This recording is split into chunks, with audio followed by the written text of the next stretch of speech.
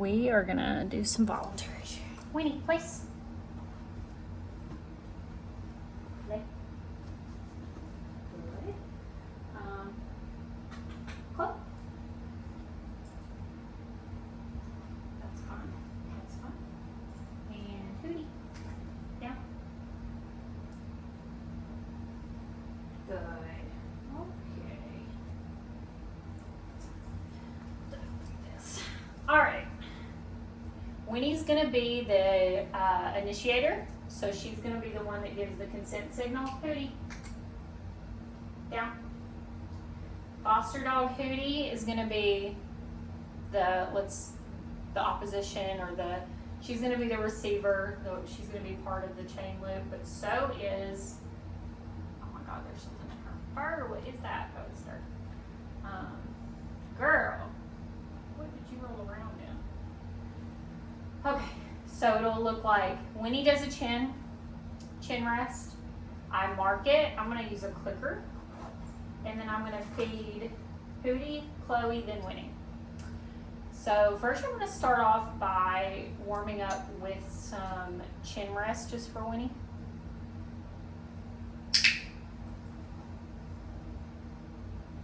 I'm just going to go ahead and start the cycle. I'm going to try to keep my hand out there pretty consistently. So if she's wanting to do the behavior,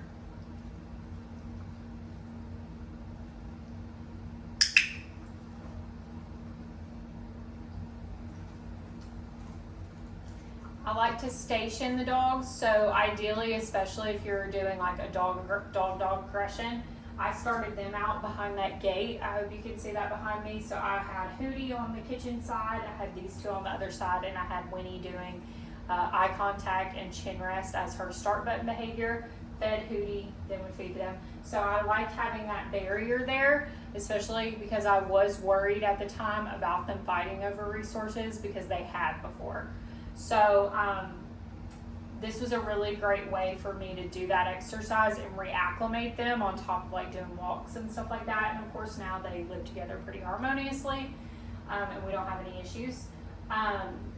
Like I said, this is about teaching your dogs a lot of impulse control and to have respect for each other's space, because we have 3 dogs. Notice that none of them are jumping at me. They're not leaving their spots.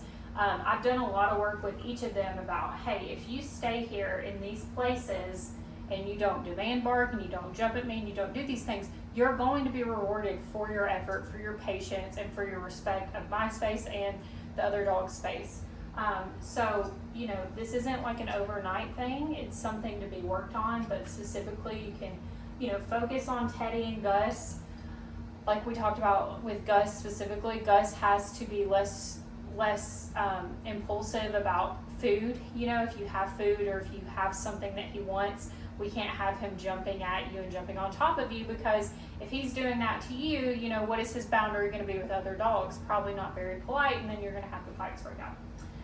Once again, I'm just going to start. So start button behavior is the chin rest. If she does the chin rest, I'm not asking for it. I'm just simply holding my hand out. I'm going to click. I'm going to reward these 2 dogs first, then the one who instigated the start button.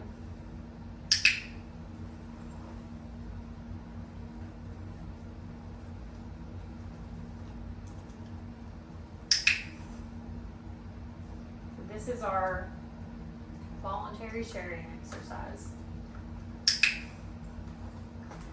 What I might do is I might raise the criteria a little bit and say, I need you to do it for maybe 1 to 2 seconds to let me know. Good. Nice work.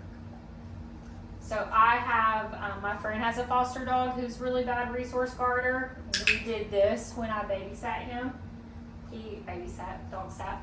He came over and I worked him at the gate, and I taught him chin rest as a start button behavior, and he was able to be integrated pretty quickly into the house once I saw him do that exercise several times, and I saw his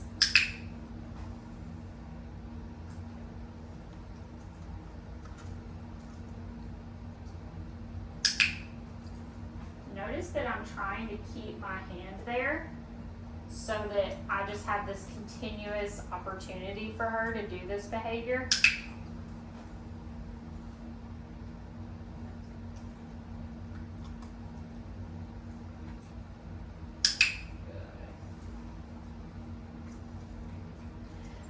And what we have is we have a multi-dog household that has a little bit of harmony to it. We have 3 dogs. She's my most not friendly dog. She's the most likely to engage in a fight, but believe it or not, these are the 2 that have fought.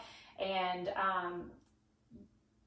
it just was because she was sick when we first brought her. But working on impulse control with your dogs, working on regulation, working on boundaries, working on teaching them to have their stations and respect each other's space, it's so priceless. You really just have such a harmonious household as far as, you know, dogs aren't jumping all over each other all the time. They're not snatching food away from each other. And it's just, it eases a lot of the conflict. So this is a good example of the voluntary sharing exercise.